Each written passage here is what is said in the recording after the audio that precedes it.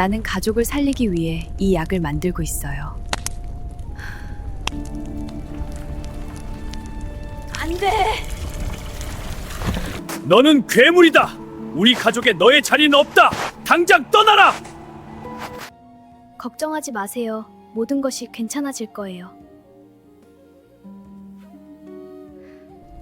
나는 더 강해져야 한다. 사람들을 치유하기 위해.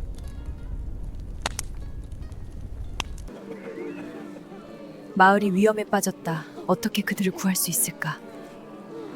오늘 제가 들려드릴 이야기는 인생이 한순간에 무너진 한 여인에 관한 것입니다.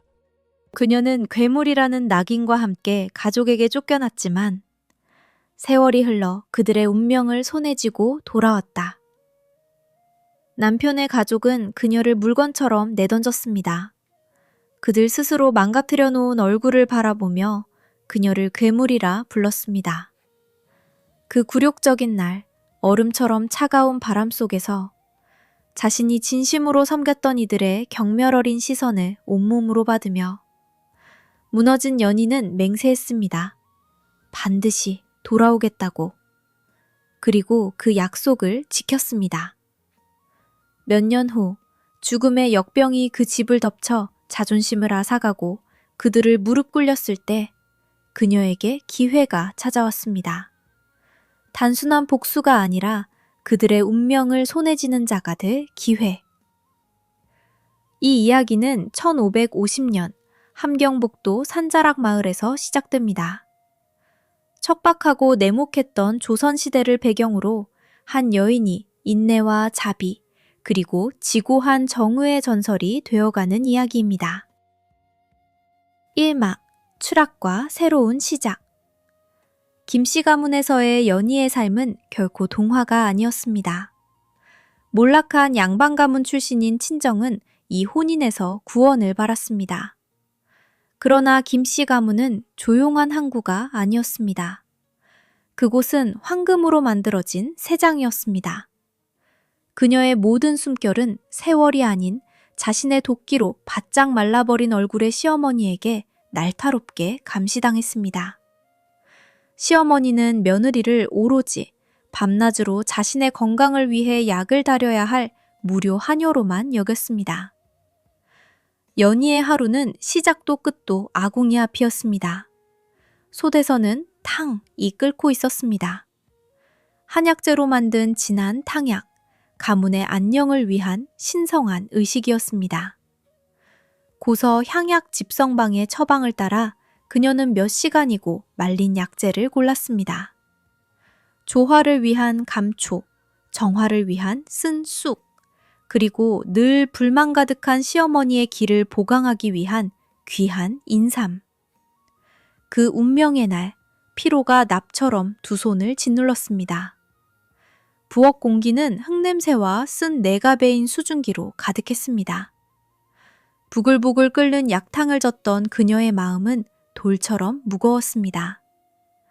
흘러간 청춘, 끝내 정이 들지 않은 집, 무관심의 탈을 쓴 남편의 얼굴을 생각했습니다.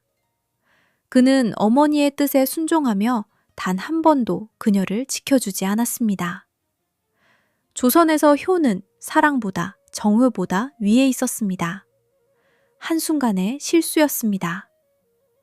잠 못 이룬 밤들로 힘을 잃은 손가락이 달아오른 솥 손잡이에서 미끄러졌습니다.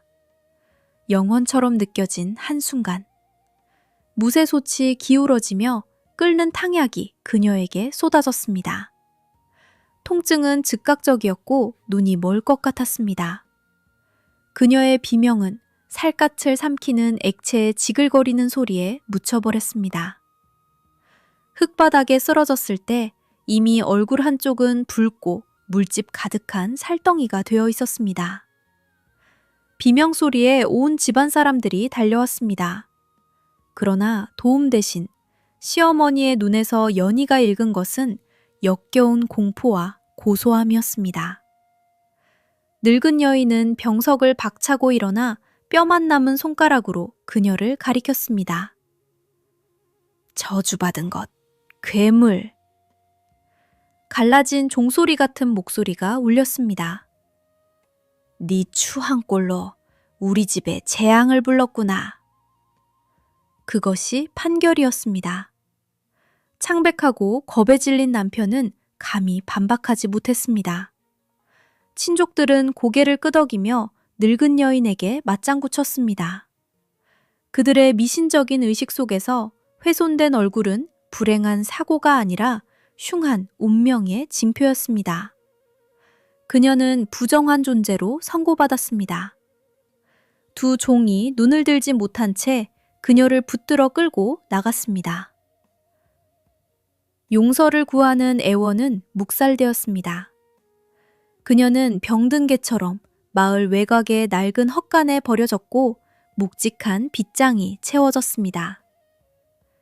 김씨 가문의 괴물. 소문은 산불보다 빠르게 퍼졌습니다. 전에는 허리를 굽혀 인사하던 마을 사람들이 이제는 헛간에 피해 돌아가며 저주를 중얼거렸습니다. 모두에게 그녀는 죽은 존재였습니다. 굴욕과 끔찍한 고통 속에서 모든 이에게 버려진 연인은 썩은 집 위에 누웠습니다. 삶이 끝난 것처럼 보였습니다. 하지만 운명에게는 다른 계획이 있었습니다. 일주일이 지났습니다. 눈이 벽틈을 메웠고 추위는 거의 견딜 수 없는 지경이었습니다. 연희가 포기할 준비가 되었을 때 낡은 문이 삐걱거렸습니다. 문지방에 어둠 속으로 차가운 빛기둥을 들이쏘며 작은 형체 하나가 서 있었습니다. 7살쯤 된 남노한 차림의 소년이었습니다. 이름은 관영. 외구에게 가족을 잃은 고아였습니다. 구걸과 놀라운 기지로 혼자 살아남고 있었습니다. 그의 눈에는 두려움도 없었습니다. 혐오도 없었습니다. 오직 순수하고 아이다운 연민만이 있었습니다. 그는 조용히 다가와 버드나무 껍질 한 조각을 내밀었습니다. 아주머니, 무서워하지 마세요. 그의 목소리는 조용하지만 확고했습니다. 상처에 붙이세요. 할머니가 열을 내린다고 하셨어요. 이 껍질은 좋은 거예요. 연희는 힘겹게 눈에 초점을 맞췄습니다. 소녀는 옆에 쪼그려 앉으며 비밀을 나누듯 덧붙였습니다. 저는 냄새만으로 진짜 인삼과 가짜를 구별할 수 있어요. 눈을 감고도요. 어떤 풀이 기침을 고치고 어떤 풀이 배앓이를 고치는지도 알아요. 이는 위대한 어이들만이 지닌 희귀한 재능이었습니다. 이 작고 얼어붙은 고아 안에는 세대를 이어온 지혜가 숨어 있었습니다. 그의 소박한 따뜻함은 연희를 다시 삶으로 이끄는 계기가 되었습니다. 오랜 시간 만에 처음으로 그녀는 고통이 아닌 온기를 느꼈습니다. 그녀는 힘겹게 일어나 소년을 품에 안았습니다. 내 친절함은 뜸질의 쑥곽과 같구나. 그녀는 옛 의원들의 말을 빌려 속삭였습니다. 냉기를 쫓고 생명을 되돌린다. 아직 알지 못했지만 그 순간 차가운 헛간 안에서 두 상처받은 영혼이 만났습니다. 함께 치유와 놀라운 운명을 향해 나아갈 준비를 하며 자비로부터 태어난 그들의 인연은 두 사람의 삶뿐 아니라 그토록 잔인하게 그들을 내쳤던 이들의 운명까지 바꾸게 될 것입니다. 2막 상승과 복수의 시작. 새벽에 헛간문이 다시 삐걱거렸습니다. 문지방에는 은빛 백발의 노인이 서 있었습니다. 얼굴은 오래된 나무 껍질처럼 주름져 있었고 등에는 약초와 흙냄새, 연기 냄새가 배어든 자루를 메고 있었습니다. 박스순이었습니다. 지식이 먼지 쌓인 책장이 아닌 심장과 두 손에 살아있는 유랑의원이었습니다. 그는 아무것도 묻지 않았습니다. 그의 눈은 연희 얼굴의 흉측한 흉터가 아닌 그녀 내면의 힘을 보는 것 같았습니다. 관영의 누더기가 아닌 그의 숨겨진 재능을 보았습니다. 두 분의 기운이 느껴지오? 산골 물소리 같은 쉰 목소리였습니다. 인삼뿌리처럼 굳굳거나오. 그리고 저 아이 안에는 100년에 한 번 만날까 한 재능이 있소. 박 스승은 한 줌의 마른 약초를 바닥에 쏟아냈습니다. 눈을 감아라, 아이야. 무엇이 느껴지느냐? 관영은 순순히 눈을 감았습니다. 잠시 후 그의 얼굴이 환해졌습니다. 여기 방어를 위한 황기뿌리가 있어요. 여성의 통증을 위한 당귀도 있고요. 그리고 이건 남쪽 비탈의 쑥 가장 강한 것이에요. 그리고 또 소녀는 잠시 멈추었습니다. 53가지 약초가 있어요. 하나하나 다 느껴져요. 박 스승은 경건하게 고개를 끄덕였습니다. 53이라 임금을 모시는 어이들도 그리 못할 것이오. 한마디도 더하지 않고 그는 연희가 일어서도록 도왔고 관영을 어깨에 태워 마을을 떠나 산길을 오르기 시작했습니다. 외딴 오두막을 향해. 그렇게 5년각의 수학이 시작되었습니다. 박 스승의 오두막이 집이 되었고 차는 지식의 원천이 되었습니다. 관영은 꽃을 피웠습니다. 스승의 가르침 아래 그의 재능은 예술이 되었습니다. 그는 맥을 통해 사람의 몸을 듣는 법을 배웠고 고대 문서를 공부했지만 그의 진정한 책은 자연이었습니다. 연희도 자신의 소명을 찾았습니다. 관영이 의원의 영혼이라면 그녀는 심장이자 두 손이었습니다. 얼굴의 흉터는 여전했지만 이제 산골 시냇물에 비친 자신을 바라볼 때 괴물이 아닌 치유자가 보였습니다. 손에는 확신이 깃들었습니다. 그녀는 탕약 다리기에 타의 추종을 불허하는 장인이 되었습니다. 소달의 불이 용의 분노처럼 강해야 할 때와 아이의 숨결처럼 잔잔해야 할 때를 알았습니다. 그녀는 더 이상 시중드는 것이 아닌 구하는 사람이었습니다. 흉터난 치유자와 그녀의 젊은 천재 조수에 대한 소문이 산에서 내려오기 시작했습니다. 처음에는 가난한 농부들이 몰래 찾아왔습니다. 연희와 관영은 누구도 거절하지 않았습니다. 그리고 그들의 약은 효험이 있었습니다. 마을마다 수군거림이 번졌습니다. 얼굴은 흉하나 손은 기적을 빚는다. 저 아이는 병을 꿰뚫어 본다. 경멸은 존경으로 바뀌었습니다. 그녀의 흉터는 더 이상 낙인이 아니었습니다. 이제 사람들은 그 안에서 위대한 고통과 위대한 힘의 표식을 보았습니다. 그녀는 희망의 상징이 되었습니다. 그러던 어느 늦가을 헐떡이는 상인이 오두막으로 뛰어들어왔습니다. 큰일 났소, 큰일 났소. 그가 외쳤습니다. 남쪽에서 역병이 왔소. 사람들이 사흘 만에 열로 타 죽소. 의원들도 속수무책이오. 정체불명의 고열이 가리지 않고 모든 일을 베어간다고 했습니다. 몸이 불에 달구어지고 힘이 순식간에 사라진다고. 연희와 관영은 눈빛을 교환했습니다. 그때 상인이 한마디를 덧붙였습니다. 그 말에 연희의 심장이 멎었습니다. 가장 심한 곳이 산자락 마을이오. 바로 그 김씨 가문이 사는 마을이오. 거기서 병이 유독 기승을 부린다 하오. 마치 하늘이 무고 원한을 갚는 것 같다고들하오. 김씨 마을, 그녀의 옛집, 그녀를 괴롭혔던 이들. 연희의 눈빛이 불투명해졌습니다. 이제 의젓한 청년이 된 관영은 말없이 곁에 서서 그녀의 결정을 따를 준비가 되어 있었습니다. 그들은 그런 병과 싸우는 법을 알았습니다. 황기와 산삼탕약, 그리고 쑥뜸으로. 그들에게는 약이 있었습니다. 힘이 있었습니다. 그리고 한때 그녀의 모든 것을 빼앗은 이들의 운명이 그들의 손에 놓여 있었습니다. 흉터로 새겨진 그녀의 얼굴에는 근육 하나 움직이지 않았습니다. 그녀는 남쪽을 바라보았습니다. 전생의 삶이 고통 속에 몸부림치는 곳을. 돌아갈 시간이었습니다. 그러나 무엇으로 돌아가는가? 구원자인가? 아니면 복수의 천사인가? 그 물음이 차가운 산 공기 속에 떠올랐습니다. 산막, 최후의 대결과 승리.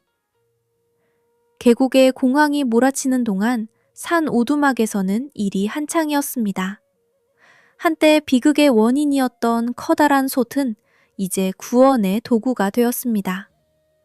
연희의 손에서 귀한 약초들이 뒤섞이며 희망의 향기를 내뿜었습니다. 관영은 수백 개의 쑥뜸을 준비했습니다. 모든 준비가 끝나자 그들은 산에서 내려왔습니다. 목적을 아는 이들의 고요한 품위로 걸어 나갔습니다. 마을은 죽은 침묵이 그들을 맞이했습니다. 밭난문 안에서 새어나오는 신음소리만이 가득했습니다. 공기는 병과 공포의 냄새로 무거웠습니다. 연희는 큰 길을 걸었고 발걸음마다 과거의 메아리가 심장에 울렸습니다. 저기 그녀를 향해 침을 뱉던 상인의 가게가 있다. 저기 그녀를 헛간에 가둔 이장집이 있다.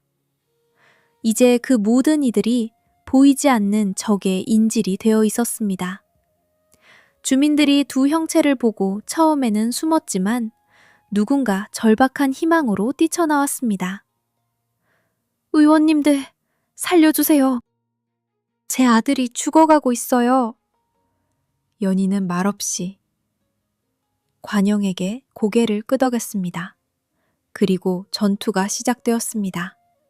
그들은 집집마다 돌아다녔습니다. 관영은 손목에 한 번 닿는 것만으로 병의 단계를 가려냈습니다. 연희는 귀한 탕약을 나누어 주었습니다. 절망에 빠진 사람들에게 뜸 놓는 법을 가르쳤습니다. 그리고 기적이 시작되었습니다. 죽음과 작별하던 이들이 다음 날 눈을 떴습니다. 열이 내렸습니다. 두 구원자의 소문은 빛의 속도로 퍼졌습니다. 한때 연희에게서 얼굴을 돌리던 이들이 이제 그녀 앞에 무릎을 꿇었습니다. 그러나 그녀는 냉정함을 유지했습니다. 목표가 앞에 있었습니다. 마침내 그들은 마지막 집에 도달했습니다. 가장 크고 한때 가장 부유했던 집, 김씨 가문의 집. 광경은 처참했습니다. 화려했던 마당은 잡초로 뒤덮였습니다. 종들은 달아나거나 혼수 상태로 쓰러져 있었습니다. 안방 돗자리 위에서는 시어머니가 몸부림치고 있었습니다. 한때 오만했던 얼굴은 고통의 잿빛 가면이 되어 있었습니다. 남편과 그 형제들은 병으로 말라가며 나란히 누워 있었습니다. 남편의 형제 하나가 그들을 보았습니다. 구원자들이시오. 떨리는 손을 뻗으며 쉰 목소리로 말했습니다. 부탁드리오. 우리 어머님을, 우리 가문을 살려주시오. 무엇이든 드리리다. 연희는 천천히 방 안으로 들어섰습니다. 그녀는 무너진 박해자들 위에 서서 우뚝 멈추었습니다. 관영은 그녀의 의지를 실행할 준비를 하고 곁에 섰습니다. 그녀가 고개를 한 번만 끄덕이면 그들을 두고 떠나 이 집을 역병의 손에 맡겨버릴 수 있었습니다. 연희는 천천히 두건을 벗었습니다. 날카로운 침묵이 내려앉았습니다. 남편이 힘겹게 고개를 돌렸습니다. 그의 시선이 그녀와 마주쳤습니다. 그가 배신했던 여인의 눈과 그 배신의 영원한 증거인 끔찍한 흉터와 함께 죽음의 문턱에 선 시어머니조차 움찔했습니다. 그녀가 만들어 내쫓을 괴물이 돌아왔습니다. 당신은 남편이 속삭였습니다. 연희는 그들을 내려다보았습니다. 그녀의 얼굴에는 분노도 없었습니다. 기쁨도 없었습니다.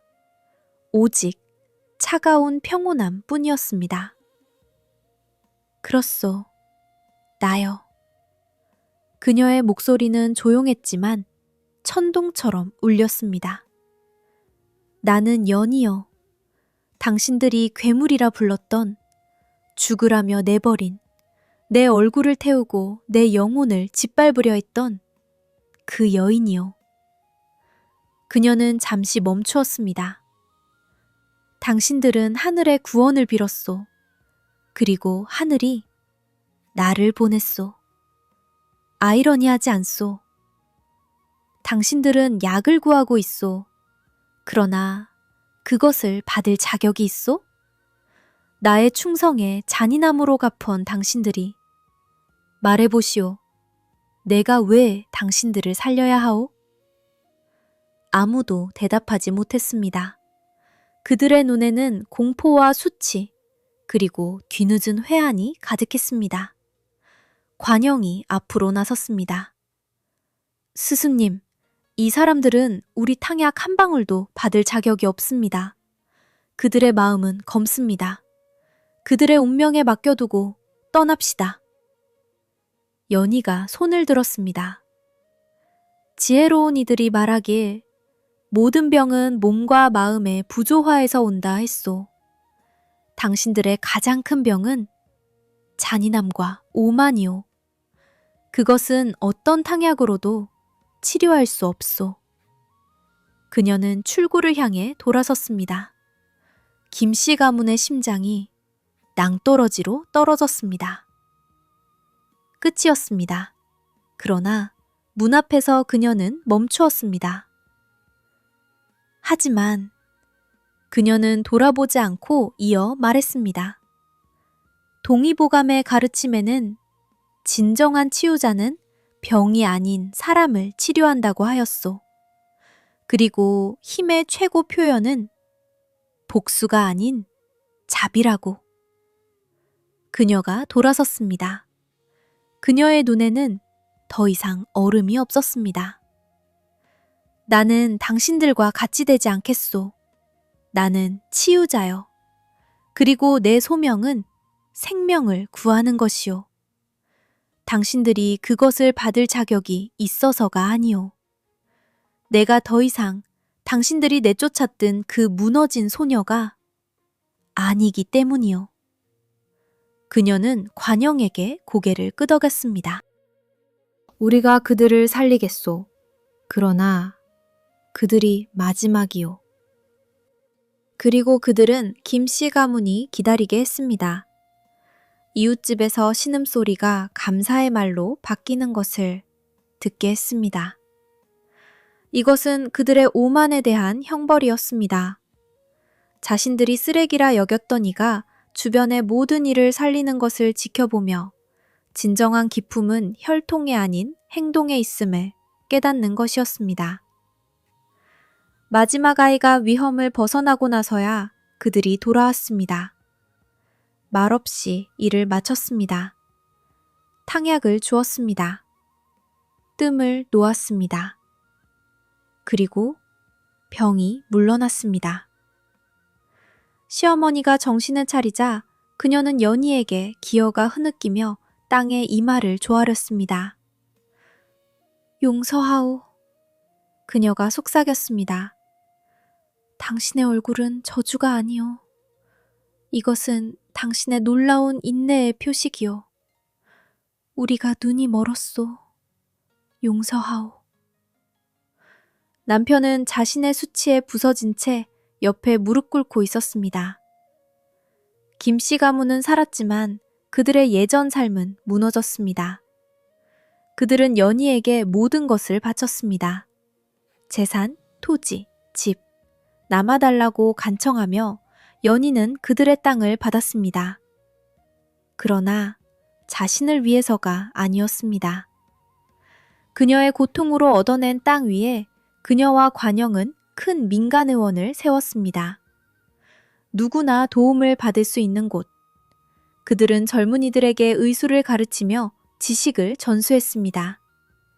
관영은 온 지역의 으뜸 의원이 되었습니다. 그리고 연희는 그녀의 흉터는 영원히 남았습니다.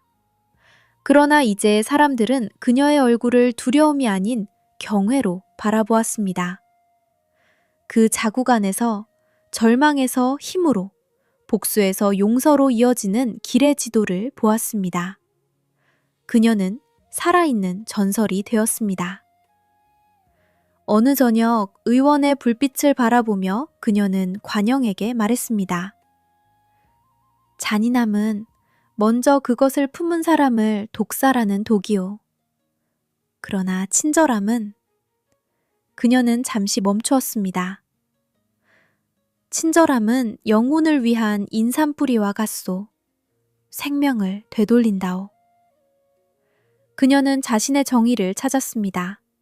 적들의 죽음 안에서가 아니라 그들의 도덕적 패배와 수백 개의 구한 생명 안에서, 복수가 아닌 창조 안에서 평화를 얻었습니다. 이것이 그녀의 가장 위대한 승리였습니다.